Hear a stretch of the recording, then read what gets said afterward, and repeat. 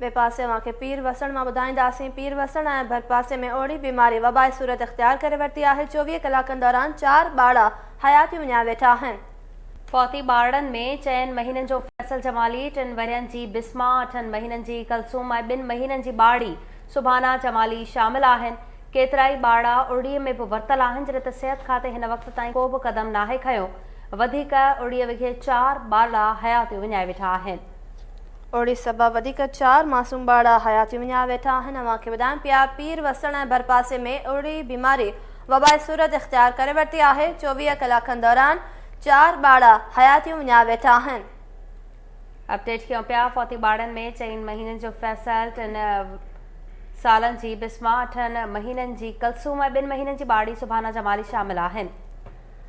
पीर वसण ऐं भरपासे में बीमारी वबाई सूरत इख्तियार करे वरिती आहे। 24 कलाकनि दौरान 4 ॿार हयाती विञाया वेठा आहिनि। फौती ॿारनि में 4 महीननि जो फैसल जमाली, 3 सालनि जी बिस्मा, 8 महीननि जी कुलसूम ऐं 2 महीननि जी ॿाड़ी सुभाना जमाली शामिल आहिनि।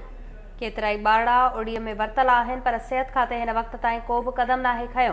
पीर वसण ऐं भरपासे में उड़ी बीमारी वबाई सूरत इख्तियार करे वई आहे। 24 कलाकनि दौरान वधीक 4 ॿार हयाती विञाए वेठा आहिनि।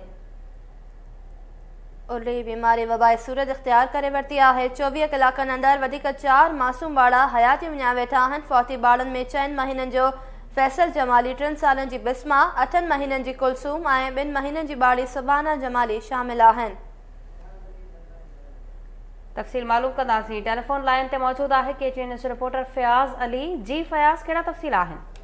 जी बिल्कुल, पीर वसण भरिसां ॻोठ रसूल बख्श जमाली में उरड़ी जी बीमारी ज़ुल्म करे छॾिया आहिनि। 24 कलाकनि अंदरि 4 मासूम गुलनि जहिड़ा ॿारड़ा फोत थी विया आहिनि ऐं वधीक 2 ॿारड़ा उरड़ी जे मर्ज़ में मुब्तला आहिनि, जॾहिं त फोती ॿारड़नि में 4 महीननि जो फैसल जमाली, 3 सालनि जी बिस्मा, 8 महीननि जो कुलसूम, 2 महीननि जी मासूम निगरी सुभाना जमाली शामिल आहे ऐं वधीक मासूम केस में मुब्तला आहिनि, जॾहिं त फोती ॿारड़नि में वारसनि ॿुधायो आहे त सिहत खाते जी नाअहली सबबि असांजे ॿारड़नि जो मौत थियो आहे ऐं हुननि ॿुधायो आहे त DHU खरड़ा खे इतला ॾिनो हो। उन बावजूद हुननि असांजे ॻोठ में कैंप क़ाइमु नाहे कई, जंहिं मां खेनि अंदेशो आहे त हिननि जी वधीक ॿारड़नि जूं ज़िंदगियूं ज़ाया थी सघनि थियूं। जी फयाज़ अली, तफ़सील ॿुधाइण लाइ अव्हांजी वॾी महिरबानी।